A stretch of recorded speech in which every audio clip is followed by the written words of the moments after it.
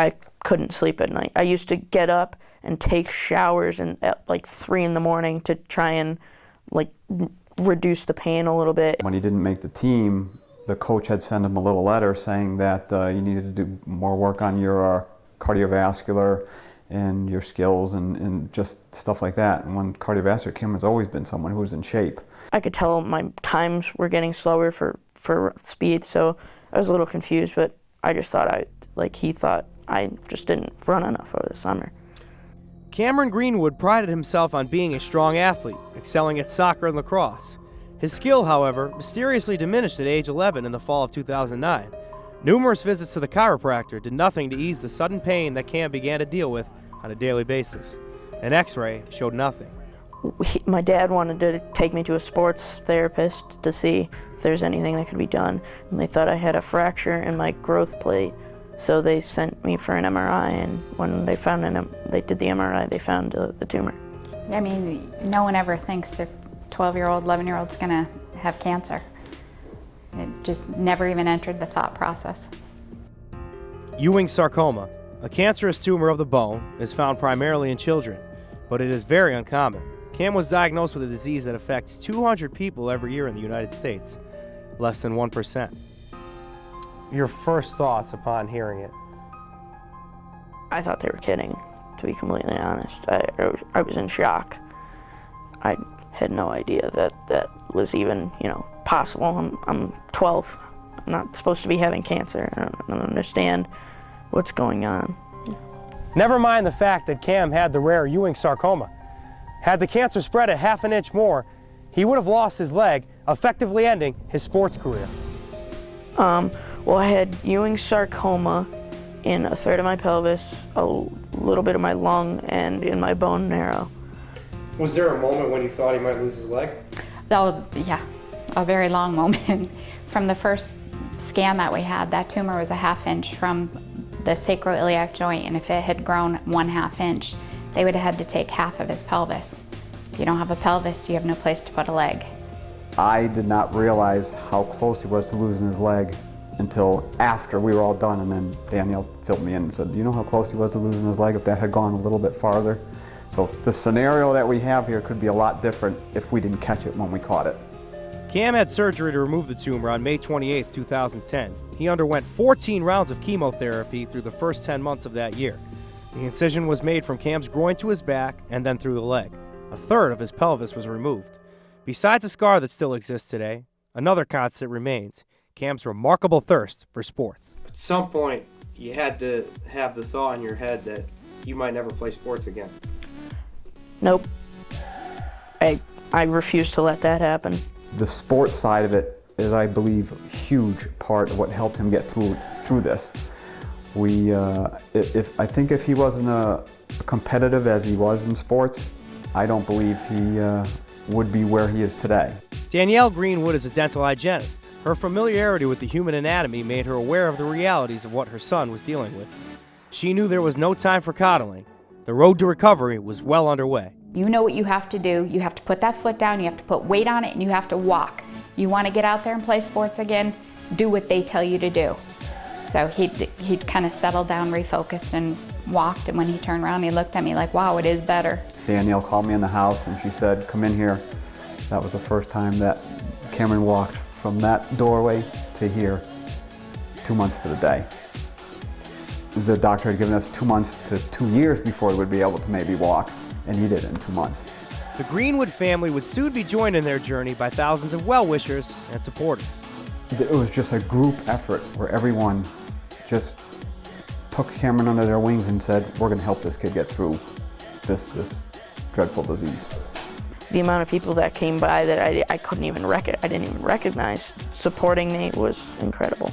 And then at the Pasta dinner, they sold over 1,000 tickets. I mean, come on, that's like a tenth of the population of Burlington. You know, I remember trying to go, and they'd be like, oh, tickets, there's no more tickets left. Can't even get in. I'm like, okay, well, good for them.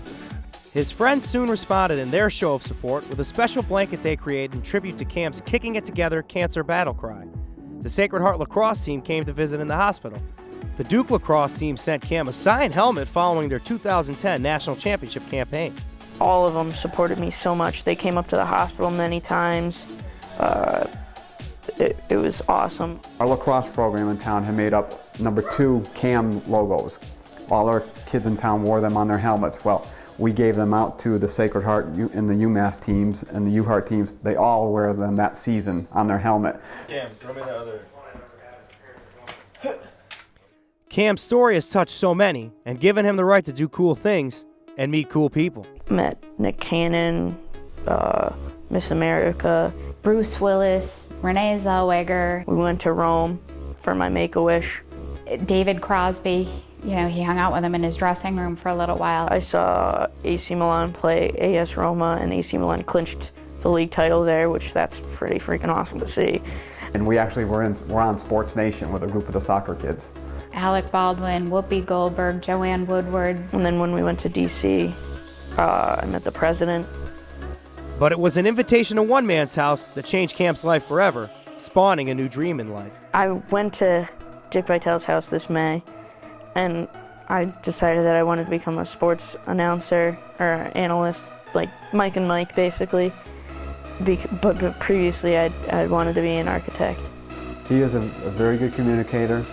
He's a talker. He's a leader. He wants to pursue the sportscasting thing. Behind you all the way, buddy. Experience is not what happens to you. It's what you do with what happens to you. 20th century writer Aldous Huxley. Cam Greenwood is now an advocate against cancer, working with various agencies to provide support to the sick. You don't wish any child to go through what he's been through. You don't wish any child to get sick. He's put a positive spin on it. Anything ranging from just general to try and get people to donate to it, or people to donate to the hematology oncology, or people to donate to clinical research. He's even been recognized for his contribution. I was chosen by the hospital to be the Children's Miracle Network Champion Child of the Year, so that was a huge honor. The Hole in the Wall Gang Camp was founded by actor Paul Newman in 1988 to support children afflicted by cancer, hemophilia, HIV, AIDS, and other blood illnesses. This camp is free to attend and handles 20,000 children and members of their family every year. Cam will tell you that attending camp is his favorite pastime. That camp is like a second home to me. In the summer, there's almost nowhere I'd rather be than at camp.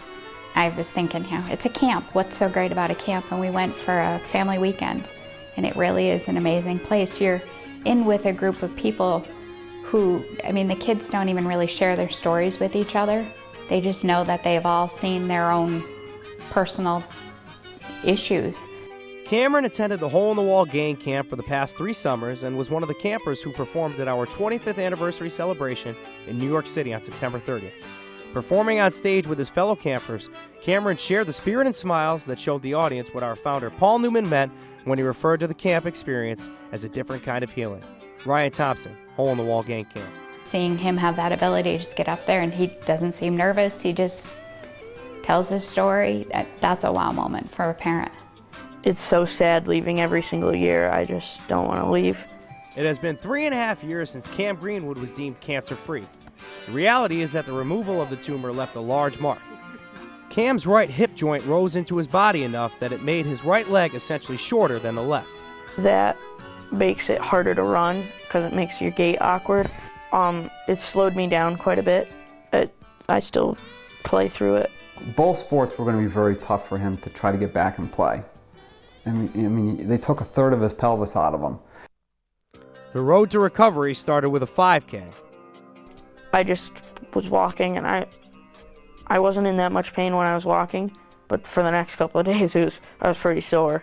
When you take a kid who used to run the mile in 6 minutes and now is having a tough time with running the mile, and his friends are lapping him saying, "Come on, buddy, you can do it, keep it going," that's huge, rather than going, "Dude, give it up."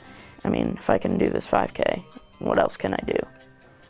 Cam saw his first live game action at Glastonbury Lax Fest on May 14, 2011. We're on the sidelines. Cameron scores this goal. All the kids on the bench run out onto the field. All the parents are going crazy. Out on the soccer pitch, Cam says he's in a good place having fun with his friends. He has converted from center mid to striker. I've been working on my leg strength to try and be able to hit the ball harder, but that's tough. He just works so hard, and when we're doing fitness in the summer, or fitness in the beginning of the season, trying to get ready for the season, he's working hard, harder than everybody. He received more playing time on varsity in the 2013 season. Here's Dad to tell us about a milestone penalty kick against Thomaston that the family will never forget.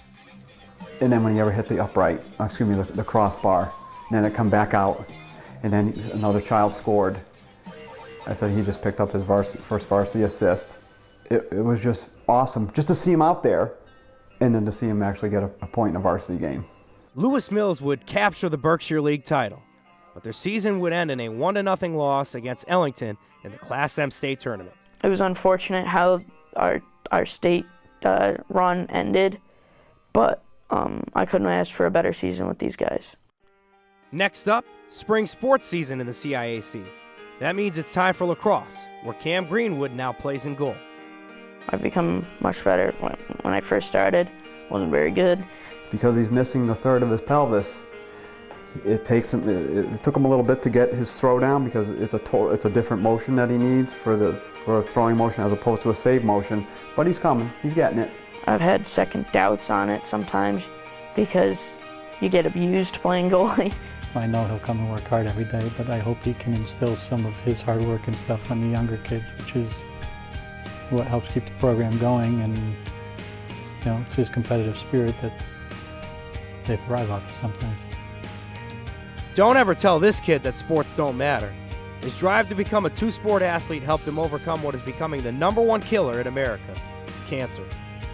When they told me what was going to happen and that I would need to relearn to walk again, I still was thinking, okay, so when am I going to be able to play sports again?